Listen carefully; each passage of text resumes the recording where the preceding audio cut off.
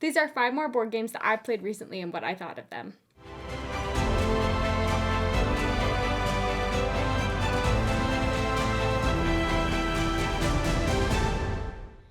Alright everyone, welcome back to After Evenfall, a channel all about inspiring you to embark on adventures from home. Today I'm going to go through 5 more board games in my collection, what I think of them, and give my opinion on them, and I'm excited to get into it. Alright everyone, the last few weeks for us here at my house have been absolutely insane. We got a new puppy, and then we all got strep throat. My kids got ear infections. I am pregnant, so I've been really nauseous at the same time. And we've been dealing with just a lot. I've been really slow to post, but I'm hoping to catch back up on it a little bit more so in the next few weeks. We might be a little slow in the summertime just because we have summertime activities, but that I have outside of all of the board game channel stuff. But I'm hoping that I can keep up on this. I'm really excited to get into everything that we have today for you. I have reviews on at least one game that was sent to me, and I'm really excited to review this one. So let's get into it. Alright, so the first game that I have to review today is a beautiful game. I love the artwork on it by Thomas Youngerberg and Garrett Lively, and that is Bouquet. Bouquet. So here it's pronounced Bouquet. I know that, I think it's East Coast, they pronounce it Bouquet, I don't know. I'm going to keep pronouncing it Bouquet. So this game, it has not been released yet. This is going live on Kickstarter on Tuesday, the 14th of May. For me, that is in the next few days or so. For you, I think it's going to be either today or tomorrow. But May 14th, this game is going to come out on Kickstarter. So in Bouquet, you are placing your petals out onto the center of a flower alongside all of your opponents. You're all competing on the same flower, which makes it kind of fun. And certain petals that you place allow you to score points. You can place petals face up or face down to be scored at the end of the game, depending on certain specific placement rules. Dewdrops have to be placed opposite one another. Bees have to be placed directly in between two other petals. And then there is also a wilted flower petal card that if someone plucks it, you are then allowed to place 2 more cards down on the flower. And overall, the game is just beautiful. I mean, I can't tell you enough how much I love this artwork and stuff. However, before you go thinking that this is some chill, relaxed game, or that it's a lullaby game or something, I will tell you it very much is the opposite. It is very competitive because there is also the ability throughout the game for you to discard one of your cards to pluck another player's card off of the flower, and that can get pretty intense. Also, you can add these extra flower centers onto the bouquet, and depending on where you place them, you might mess someone else over a little bit. It has definitely a bit of a competitive edge to it, which is really exciting and really fun. It has the potential to be very mean or very nice, depending on who you're playing with. I will say that we played this game at 2-player count. We played it a few times, and like I said, we really liked it. However, I would highly recommend that if you can, to play it at higher player counts. I think that the game would be much more exciting. I think that 2 players kind of makes it a little bit more chill, and it's directly cutthroat because you're going against one opponent. You're plucking their cards, you're messing them over. And it sometimes can be pretty obvious where people are placing their cards. And so when you're plucking them, it just gets you right where it hurts. But if you play it with a lot more people, I can see how it could be more spread out competitive, and it can be a lot meaner in some aspects, but also more fun and allow for a lot more excitement around the table. This game is very simple to learn, fairly easy to teach. There are just the placement rules and getting those down. That's about the only part of the game that requires a little bit more thought. You guys can probably hear my dog whining. I'm so sorry. She is so noisy. I promise you, I just fed her and took her out, and she is just getting used to being here. So the other thing that you have to get down is the scoring. Your basic petal is worth 1 point. Wilted petals at the end of the game are worth -2.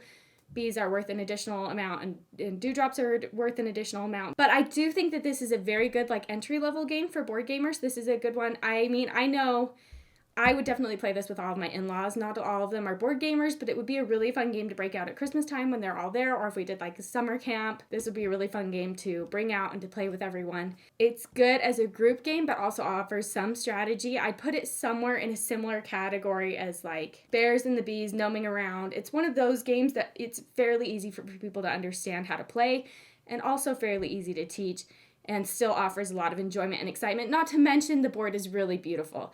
It's also very fast-paced. So it's not it's not a long game by any means. It's not one that you're going to be playing for hours and hours and hours, or even for a half an hour probably.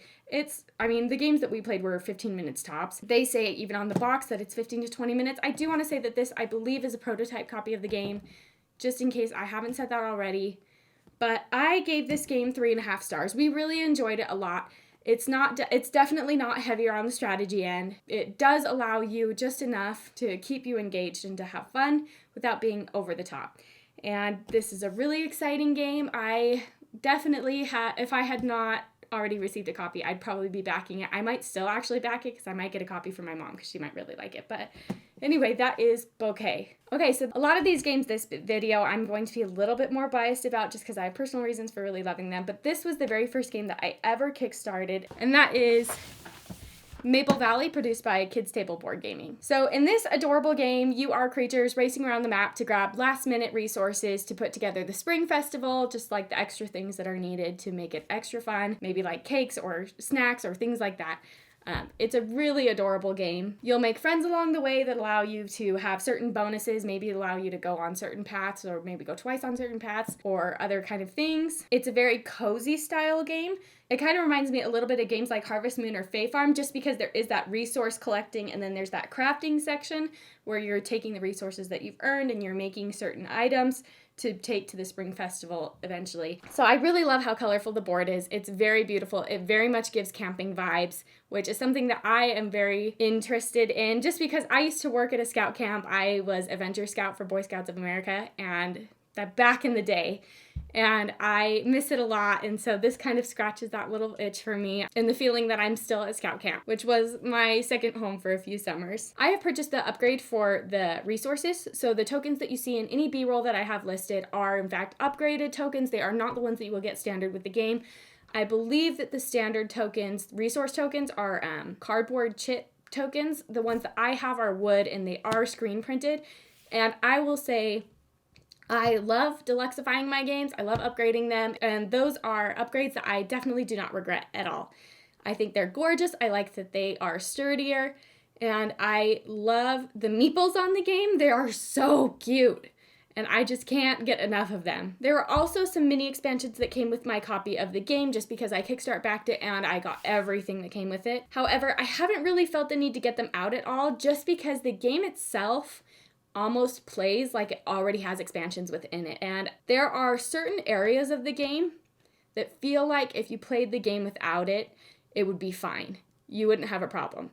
For instance, there's a little shack that you can go to for in the game to maybe I think it's trade resources. It might be a trading shack. I can't remember exactly. In the games that we've played of this, no one's really ever used that. I'm sure that it could be useful, but again, it feels a little bit like an expansion element. There are also these patch cards that kind of feel a little bit expansion-y. There's just a lot of ways to score. And I think that the reason that I have a little bit of a hard time with the game is it feels somewhat overwhelming. It feels like there's a lot going on, which I usually really love in a game. And I do even in this one. However, I just think that it almost is a little too much. And like I said, it doesn't really feel like you need to play the mini expansions because you kind of already get expansions in with the regular game.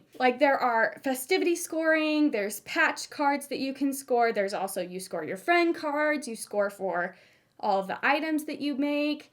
And there's there's a lot to it. The board itself is surrounded, it almost is like a board within a board because you have every edge of the board has cards or something lined up around it.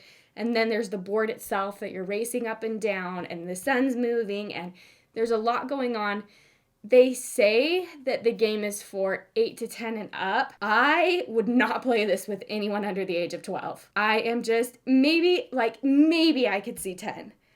But having had young kids myself and having a lot of cousins that I've played games with over the years that are younger still, I don't think that any of them would really fully be able to grasp this game at age 10. I could be wrong. Maybe you have an exceptional kid and maybe that kid is really good at picking up on strategy and playing a little bit more intense games, but it's definitely on the heavier end for a child's game if you're going to play it with kids. And they do market it as being a family game. So, that being said, I still really enjoyed this game. I gave it 4.5 stars. I really, really love it. My only big critique is that one nitpick about it feeling a little excessive, but it still is really fun. I was very pleasantly surprised by it. And just to get on my soapbox here for a hot second, I've heard so many people lately complain on their channels about not like, and it's specific to people who don't really like the cartoonish style or the cutesy style games. They tend to like something more art stylistic toward Clank or maybe Magic the Gathering. I've heard a lot of them say that they don't really like games that look like they're for kids but play like adult games just because the marketing is a little confusing. And while I understand that point, I just want to say I am totally the market for games like this. I love cutesy kid games. If it's a throwback, if it gives me nostalgia, if it makes me want to go back to my childhood and read some books that I haven't read in forever, I don't know, it gives me vibes like Little Bear or Franklin, and I miss those shows. I miss that so much, and sometimes I want to be transported back to that, and that's where games like this come in really, really handy. I love being able to just feel like a little kid again, but still play a game that challenges my mind and makes me feel also like an adult at the same time. Like, I don't want to play Candyland necessarily, not to dog on Candyland. It's a fun game for 4-year-olds, but I just don't want to like pull it out and play it every time I'm feeling nostalgic. I would much rather play something like this where it's still entertaining for me and I feel value and I get something out of it without it being over the top. Anyway, soapbox done. That's my little shtick. So that is Maple Valley by Kids Table Board Gaming. My next game is one that we have had in our collection since just about the beginning. And so I am very impartial to it. We've played it quite a bit. And sometimes in life, you come across these games where it feels like the person who designed the game was like, well, I want to design a game. And they started from that premise. And then they just were like, well, let's throw in this mechanic, and let's throw in this mechanic, and let's throw in this mechanic. And they kind of make a mechanic soup of a game. And it doesn't really have a lot of like edge to it or a ton of excitement to it, just because it feels like it was hodgepodge together. And then you'll come across these games where it feels like someone was already a game creator and they were so inspired by some process of nature or some subject that they decided to make a game based off of that thing alone, and the theme really shines. And this next game is one of those games in the latter category where I really feel like they did such an excellent job of making you really engaged with the process itself. And that is Photosynthesis by Blue Orange Games, published by Blue Orange Games. So this is a game all about photosynthesis, which I think is pretty self-explanatory. I don't know why I'm like out of breath, you guys. I can't breathe today. Ooh, probably all that like strep throat. I'm not totally out of it. So in this game, you are planting seeds and growing trees through the payment of light points that you get from the ever-rotating sun along the board. Now, trees only earn those points if they are unobstructed from the sun. So if you have like a seed and then a 1-point tree and the sun is angled this way, that tree will score 1 point still, even though the seed is there. And then if there's like a 2 or 3 point tree right behind that one will also score. However, if you have a 3 point ahead of the 1 point, because the 3 point is blocking the light from the sun to the 1 point, you will not be able to score that second 1 point tree. I don't know if that totally made sense. Basically, what I'm trying to say is that in order to classify as unobstructed, this could be a tree that either gets direct sunlight or it could be a tree behind another tree that's taller than the one in front of it.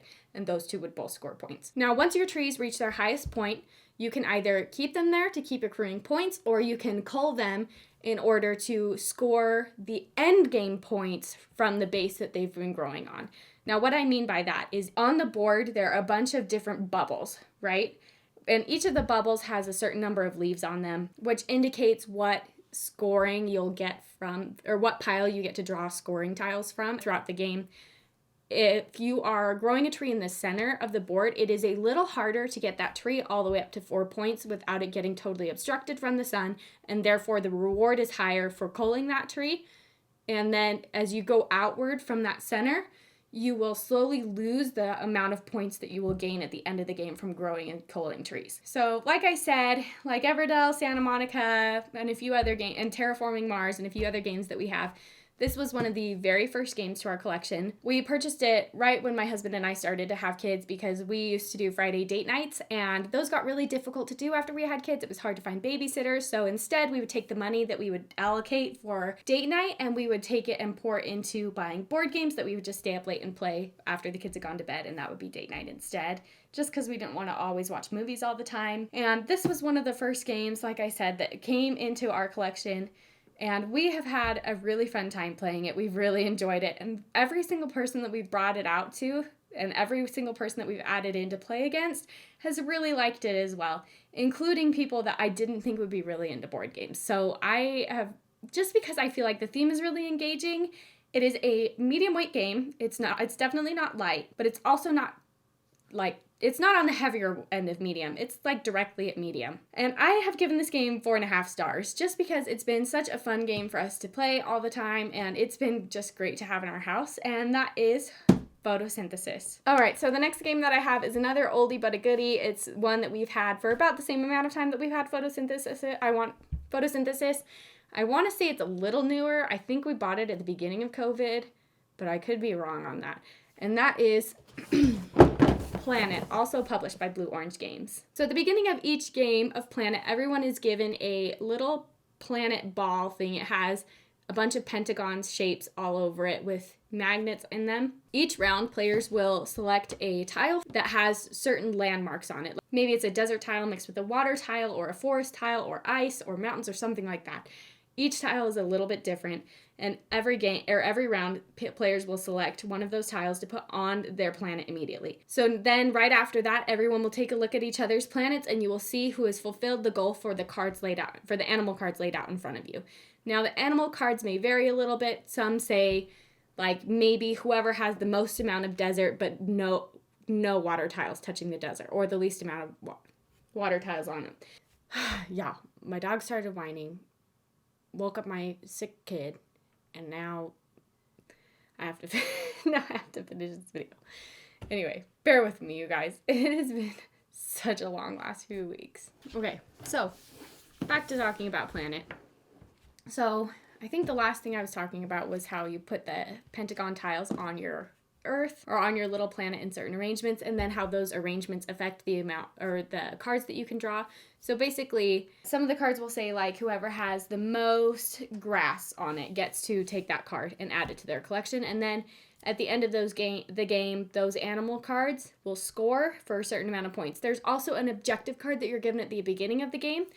Each card says basically something along the lines of, if you have the most of this kind of tile at the end of the game, then you get to score for a certain amount of points. Or I think it's based off of how many tiles you get in the game of that kind. You get to score a certain amount of points. Overall, it's a really easy game to teach, like really easy. And it's really fun to play. We've had a lot of people play it. It's very entry level.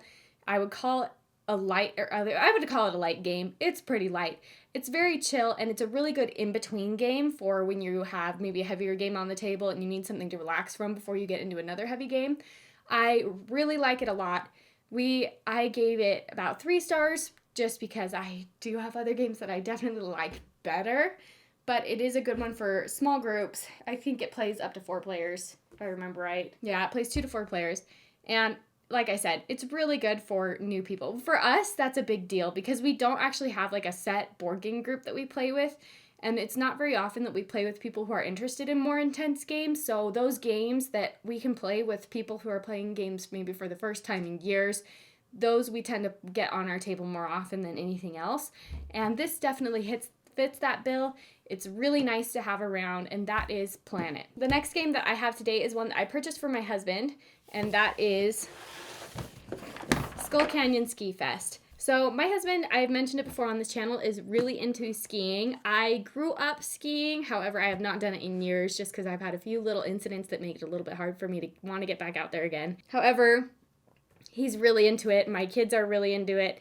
And that makes it really fun to have a board game themed around that idea. Now, in Skull Canyon Ski Fest, you are a skier trying to maximize your day as you ride lifts to go up the hill, use spend cards to go down it, try to avoid the abominable snowman, and then in the end of the day, you also get to enjoy that ski lounge that we all know and love. The best way I can really describe the mechanics of this game is that it is Ticket to Ride mixed with Parks. If you have ever played those games, or Takedo.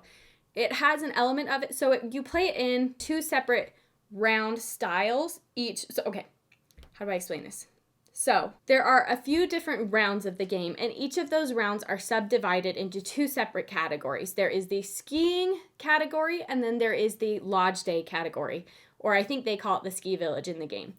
Now, for the first half of your round, you will be spending these lift tickets that you've gotten to go up certain lifts, and then you will be acquiring certain cards and spending them Ticket to Ride style to get down the trails and all the way to the base of the mountain. And in the meantime, there is also an abominable snowman that can get triggered by other players, and they might set it in your path and block your way and keep you from being able to get down the mountain. There are a lot of really fun elements to the game. There are gear cards, and then there are also like just your standard cards to get you down the hill. And then at the very end of your day, when you're done skiing, you've spent all your lift tickets, you can't do anything else, everyone moves on to the lodge or the ski village section of the game, and that is where it kind of ties in Parks and Takedo style of gameplay. In Parks, if you're familiar with the game at all, you play in groups from left to right. So one player might move to one spot and the next player might move to the next one and block it from the next player. And you can't go backwards. You can only go to the end, or you can only go to the next space available. This has that in the game. That is the mechanic that I would say is most similar to those games. And in the process, you're buying gear cards, you're getting more lift tickets down at the lodge, you are taking a bunch of other actions that might set you up nicely for the next day of skiing. Now, I have given this game 4 stars. However, my husband did give it 5 stars. He loved it a lot. I did feel like because it was a mix of those two mechanics, it was hard to feel like it was totally unique, but I did like the way that they meshed those mechanics together. I felt like the flow worked very well for the game that it is, and it did emulate a ski day very nicely. It definitely follows theme very well, and it's one of those games where if you took the theme away, it would actually take away from the game itself. There are some games that I've played where you could take the theme away and the game would still play identically. There's nothing really different about it. This is one that the theme kind of plays into it all, and we have really enjoyed it. It is a medium weight game, and it offers a good amount of strategy while not being totally overwhelming. And that is Skull Canyon Ski Fest. All right, everyone, so that has been 5 different board games that I decided to review today and what I thought of them. I hope you guys really enjoyed it. I really enjoyed making it for you. My dog did not enjoy the fact that I made it for you. She is winding her head up upstairs. I'm going to have to go get her in just a second as soon as I'm done.